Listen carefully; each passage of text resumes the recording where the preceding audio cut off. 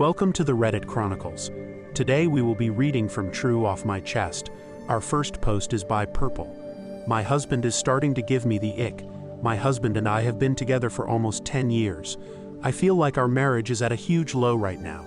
It started about 3 months ago. I found a lump in my breast, so I made an appointment to go get it checked out. As you could probably imagine, I was terrified. My appointment went well, and I called my husband right away. I started telling him about my results and he cut me off saying he has an incoming call and that he would call me back. Okay, what's so important? Never called me back. He was on the phone with his friend. After that, everything he does now bothers me. I feel super disrespected and not important in his life at all. We barely have sex, we're not intimate, no hugs or kisses. We used to have sex like every day, sometimes even multiple times a day. We're only 26 and 28 with practically no sex life. I'm in the best shape I've ever been in. Not sure what the problem is. He's always on his phone. Literally the first thing he does when he wakes up, and the last thing he touches before he goes to bed. He started working later, and now he works on Saturdays and Sundays. Are you kidding me? We have a 4-year-old who barely sees his dad now. It bothers me that he prioritizes work over our family like it's no big deal. This was nice to get off my chest. Thanks for reading. Our next post is by Fitness Taco in My Mouth. Yesterday I cheated. I'm still processing this.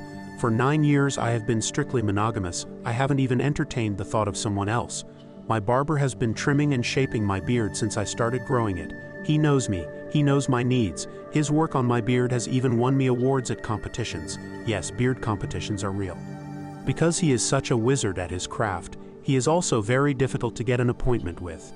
And sometimes I have to wait a month before I can see him. I know I should be more proactive and plan my appointments way more ahead of time, but sometimes I just forget or I'm too busy to break away and see him. I flew to New York City Friday night because I had a ticket to a Broadway production yesterday afternoon. I've known about this trip for about a month, but didn't think about getting my beard trimmed before I left until Monday last week. Obviously my barber is booked out until the first week of January. So I take the L and realize I'm heading to the city looking like a caveman. When I woke up yesterday morning, I took a look at my beard and started entertaining the idea of someone else. What's more New York than an old-fashioned barbershop trim, I say to myself. This is when I could feel myself slipping into a series of thoughts that I should not have allowed myself to think about. I open up my browser on my phone, incognito mode obviously, and I start searching for someone that can satisfy my needs. Pages and pages of eager barbers just wanting to run their scissors through my beard. Then it happened. I stumbled across Eva. Eva has extremely high reviews. She is trained in the art of beard shaping. She has a warm smile that lured me in. I booked with Eva. I go see Eva. Eva had a warm touch. Eva knew exactly how to work her scissors. Eva knew all the right places to hit and exactly how I needed it. Eva made me feel and look like $1,000,000. Once we had finished, I walked away feeling disgusted with what I had done, but I don't care. It felt good to be in the hands of someone else. Plus she is in an entirely different area code and my barber and her will never cross paths. I do plan on telling my barber next month when I see him. I hope he understands and we can work past this. Even if we do manage to work past this, I'll still always be thinking about Eva. Our next post is by French Fries. My daughter called me to pick her up. I am so proud. I am 40, have 3 kids. This is about my oldest, F16. I have always told my kids they can call me anytime if they are in a situation or just need a ride and I will pick them up, no questions or judgment. As a teen myself I was stupid and often rode with people who were drunk or high when I should have just called someone to pick me up. As my daughter got older, especially once she started driving, I wanted her to know at any time of day she could call and I could give her a ride. Well, it happened last night, early in the morning. My oldest was staying with her mom until I got a call at 2 a.m. from my daughter telling me she was drunk and unable to drive or get a ride. I picked her up. She puked in my car. It was an experience. I made her go to school today, very hungover because she decided to drink on a school night. My biggest issue is her lying about staying with her mom to me. But I'm also so proud of her for realizing it was unsafe to drive and knew she could call me and I would pick her up. We haven't had a conversation about it yet. I am mostly upset about the lying, not the drinking, but like I said, I am proud of her. Our next post is by So Riled Up. My husband wet the bed and I showed zero sympathy. I'm here really just to get this off my chest because I can't say it to anyone I know IRL. I got my 10-month-old back to sleep for the third time at 3:45 a.m. At about 4:30 a.m. my husband woke me to say he'd wet the bed.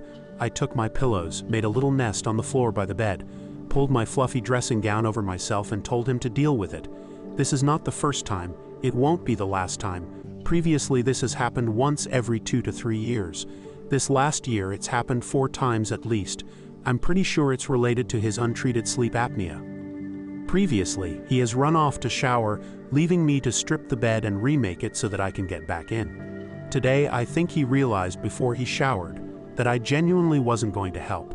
He took all the wet stuff downstairs, put the first load on to wash, put the duvet in a bag to go to the dry cleaners, and then went for his shower. When he gets home tonight, I'm going to ask yet again when he's going to book a doctor's appointment. I wonder if my utter lack of care this morning will change anything. Update. Thank you for all your comments. This got a lot more interest than I thought it would. I was just shouting into the void but actually got a lot of helpful ideas. I've just called his doctor and booked an appointment. It's in a couple of weeks. Fingers crossed he goes and he actually talks about this issue as well as the other things he needs to go for. Our next post is by Educational Paper. Not one of them showed up for my birthday party. Not a single soul. I'm absolutely broken. The only reason I don't post this on my main account is because I don't want them to know how much they hurt me. I'm writing this one day after my birthday. This day was supposed to be special. I hoped it would be the first good day after a long while. A few months ago my girlfriend broke up with me. This hit me hard and had a bad influence on my job. Now I don't know if I make it through the test period and I'm so stressed out, and my birthday party was one of the few things I looked forward to. My plan was to start my celebration at a local pizzeria and let the guests choose from several options I had planned for the evening. For this reason, I arrived a little earlier because I still had a few things to discuss with the owner of the pizzeria. Everything was decorated and ready. I sat there and waited. When no one was there 5 minutes after the party started, I called my friends one by one. No one answered the phone. I figured they were just late and I would just have to be patient. I sat there for about an hour, kept calling my friends with no answer and kept an eye on the door. But no one came. Eventually, the waitress brought my pizza to the table, but I couldn't eat.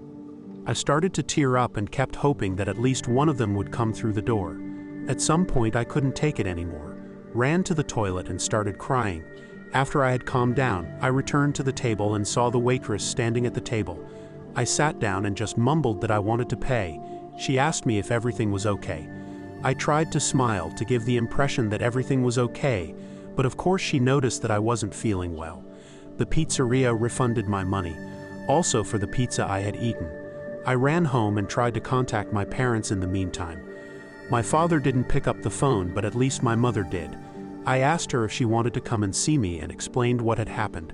She said she would like to, but didn't have time. I spent yesterday evening just sitting at my computer and at least trying not to burst into tears. But it wasn't that easy because I saw some of my friends online playing a game. It wasn't even that they didn't have time. They just didn't want to spend it with me on my birthday.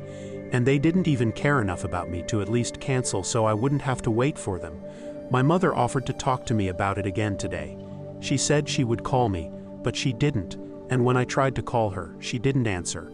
I guess I'm writing this because I'm desperate and just want someone to listen to me. The only people who were wishing me a happy birthday were my parents and the pizzeria staff. I mean, I was used to my brothers not remembering my birthday, but not my friends.